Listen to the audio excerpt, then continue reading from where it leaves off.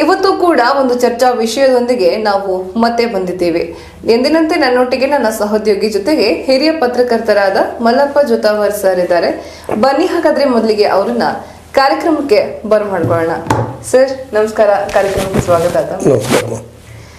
S ವೀಕ್ಷಕರೇ, ತಮಗೆಲ್ಲ ಗೊತ್ತಿರೋ ಹಾಗೆ ಜಾತಿ ಜನಗಣತಿ ವರದಿ ಹೊರಬಿದ್ದಿದೆ. ಅದರಲ್ಲಿ ಅಂಕಿ ಅಂಶಗಳು ತಾವೆಲ್ಲ ತಿಳಿದುಕೊಂಡಿದ್ದೀರಿ. ನೆನ್ನೆ ಕೂಡ ಮಲ್ಲಪ್ಪ ಸರ್ ಅವರು ನಿಮ್ಗೆ ಹೇಳಿರುವಂತದ್ದು. ಆದ್ರೆ ಇದೀಗ ಸಾಕಷ್ಟು ಕಾಂಗ್ರೆಸ್ಸಿಗರು ಅಂದ್ರೆ ಕಾಂಗ್ರೆಸ್ ಪಕ್ಷದ ನಾಯಕರೇ ಏನ್ ಹೇಳ್ತಾ ಇದ್ದಾರೆ, ಈ ಒಂದು ವರದಿ ವೈಜ್ಞಾನಿಕವಾಗಿಲ್ಲ, ನಮ್ಮ ಸಂಬಂಧಿಕರ ಮನೆಗೆ ಬಂದಿಲ್ಲ, ನಮ್ಮ ಮನೆಗೆ ಬಂದಿಲ್ಲ, ಅಂದ್ರೆ ಅವ್ರ ಮನೆಗೆ ಹೋಗಿಲ್ಲ ಅಂದ ತಕ್ಷಣ ವೈಜ್ಞಾನಿಕವಾಗಿಲ್ಲ ಅನ್ನುವಂಥದ್ದು ಅವರ ವಾದ.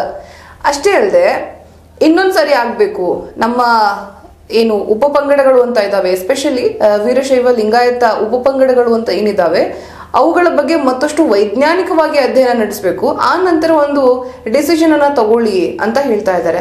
ಅಂದ್ರೆ ಇವಾಗ ಇವ್ರು ಮಾಡಿರೋದೆಲ್ಲ ವೇಸ್ಟ್ ಸರ್. ಇವಾಗ 150 ಕೋಟಿ ಖರ್ಚು ಮಾಡಿ ಈ ವರದಿ ರೆಡಿ ಮಾಡಿ 58 ಕೋಟಿ ಅಷ್ಟು ಖರ್ಚು ಮಾಡಿ ಇವರು ತಯಾರು ಮಾಡಿದಂತಹ ಆ ಒಂದು ವರದಿ, ಅವರು ಅಲ್ಲಿ ತಗಲಿಸಿದಂತಹ ಸಮಯ, ಅಲ್ಲಿ ದುಡ್ದಂತಹ ಜನರ ಕೈಗಳು ಶ್ರಮ ಎಲ್ಲ ವ್ಯರ್ಥನ ಆಗಿದ್ರೆ ನೋಡ್ರಿ, ನಾನು ನೋಡ್ತಾನೆ ಇದ್ದೇನೆ.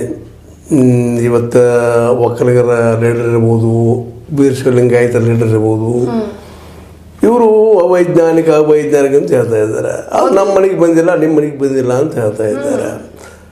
ಅದು ಆದರೆ ಇವರು ಹೌದು, ಇವರು ಸಾಕ್ಷಿ ಹೇಳ್ತಾ ಇದ್ದಾರೆ, ಅದನ್ನು ಒಪ್ಪಿಕೊಳ್ಳು. ಆದರೆ ಇವ್ರು ಎಲ್ಲಿ ನೋಡಿದ್ರು, ಎಲ್ಲಿ ಹೋಗಿದ್ರು ಎಲ್ಲರೂ? 1.5 ಲಕ್ಷ ಜನ ಶಿಕ್ಷಕರು ದುಡಿದಿದ್ದಾರೆ, 3 ಲಕ್ಷ ಜನ ಅಧಿಕಾರಿಗಳು ದುಡಿದಿದ್ದಾರೆ. ಎಲ್ಲಿ ದುಡಿದ್ರು ಇವರು? ಹೋಗಿಲ್ಲೇನು ಇಲ್ಲಿ? ಅಂದ್ರೆ ಮನೆಯಲ್ಲೇ ಕುಳಿತಿದ್ದಾರೆ ಪೇಮೆಂಟ್ ತೊಗೊಂಡು. ಇದಕ್ಕೆ ನಾವು ಮೊದಲು ಡಿಸ್ಪ್ರೂವ್ ಮಾಡುವಂಥದ್ದು ಆಗ್ಬೇಕಲ್ಲ. ನೀವೇನು ಮಾತಾಡ್ತೀರಿ, ಮಾತಾಡ್ರಿ. ನಮ್ಮ ಮನೆಗೆ ಬಂದಿಲ್ಲ, ನೀವಿಲ್ದಾಗ ಬಂದಿರ್ಬೋದು, ಅಥವಾ ನೀವಿಲ್ದ ಯಾರೋ ಹೋಗಿರ್ಬೋದು, ಅಥವಾ ಮತ್ತೆ 32 ಲಕ್ಷ ಕುಟುಂಬಗಳು ಅವ್ರು ಭೇಟಿ ಆಗಿಲ್ಲ ನಮ್ಗೆ ಮಾತು ಅವ್ರು ರೆಕಾರ್ಡು ಮಾಡಿದ್ದಾರೆ. ಅಂದಾಗ ಬಾಜು ಮನೆಯವ್ರನ್ನ ಅವ್ರನ್ನ ಕೇಳ್ತಾರೆ, ನಿಮ್ಗೆ ಎಷ್ಟು ಜನ ಇದ್ದಾರೆ, ಇವ್ರು ಯಾರು, ಏನು, ಎಂತು, ಎಷ್ಟೋ ಸಲ ಹಿಂಗೆ ಆಗ್ತಾವೆ. ನಾವು ಅವ್ರು ಬಂದಾಗ ನಾವಿರೋದಿಲ್ಲ, ನಾವಿದ್ದಾಗ ಅವ್ರು ಬರೋದಿಲ್ಲ. ಇದ್ರ ಅರ್ಥ ವೈಜ್ಞಾನಿಕ ಅಂತ ಅಲ್ಲ. ಅಲ್ಲಿ ಬಾಜುದವ್ರ ಸಹಿತ ಇವ್ರ ಬಗ್ಗೆ ಹೇಳಿದಾಗ ಇವ್ರು ಇದ್ದಿದ್ದೆ ಅವ್ರಿಗೇನು ಕೇಳಿರ್ತಾರೆ ಅದನ್ನು ಹೇಳ್ತಾರೆ ಇವರು. ಅಂದರೆ ಇವರು ಈಗ ನಾನೇ ಈಗ ಒಂದು ನನ್ನ ಉದಾಹರಣೆ ಕೊಡ್ತೀನಿ. ನಂದು ಏನೋ ಒಂದೊಂದು ಜಾತಿ ಅದ, ನಂದು ಜಾತಿ ಅದು ಹೇಳಿದಾಗ ರಿಸರ್ವೇಷನ್ ಕೊಡ್ತಾ ಇರೋದಿಲ್ಲ. ಇಂಥ ಸಂದರ್ಭ ಬಂದಾಗ ನಾನು ಏನು ಮಾಡಿಬಿಡ್ತೀನಪ್ಪ ಅಂದ್ರೆ ಅದನ್ನು ಉಪಪಂಗಡ ನಾವು ಅಂತೇಳಿ ನಮ್ಮ ರಿಸರ್ವೇಷನ್ ಮಾಡ್ಕೋಸ್ಕರ ನಾವು ಹೇಳ್ತಾ ಇರ್ತೀವಿ. ಅಂಥದ್ದು ತಪ್ಪಬೋದಿಲ್ಲ ಅಂತಲ್ಲ. ಆದರೆ ಇಲ್ಲಿ ಪ್ಲಸ್ ಅದ ಮೈನಸ್ ಅದ. ಕೆಲವೊಬ್ರು ಸುಳ್ಳು ಹೇಳುವಂಥವ್ರು ಇದ್ದಾರೆ, ತಮ್ಮ ಲಾಭ ಸಲುವಾಗಿ ರಿಸರ್ವೇಷನ್ ಕೊಡೋ ಸುಳ್ಳು ಹೇಳ್ತಿರ್ತಾರೆ. ಇನ್ನು ಕೆಲವೊಬ್ಬರು ನಮ್ಮದು ಸಿಗಲಿಲ್ಲ ಅನ್ನೋ ಕಾರಣಕ್ಕಾಗಿ ನಾವು ಭೇಟಿ ಆಗಿಲ್ಲ ಅಂತ ಹೇಳ್ತಾ ಇದ್ದಾರೆ.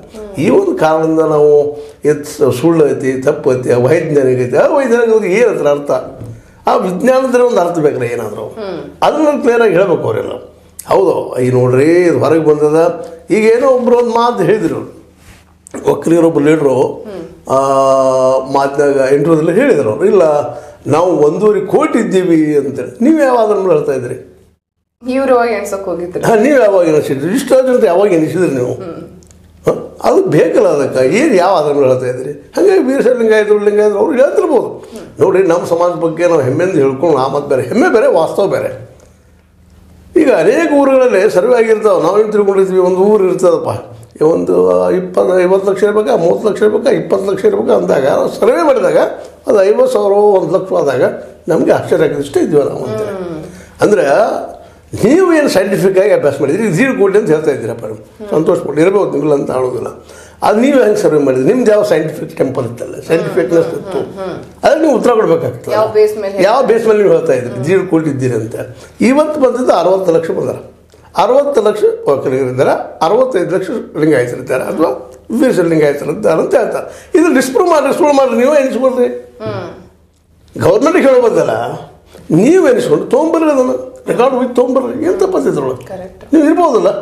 ಈಗ ಅದನ್ನ ಹೇಳಿದ ತಕ್ಷಣ SC ಅವರು ಹೇಳ್ತಾರೆ, ಇಲ್ಲ ನಮ್ದು ಒಂದು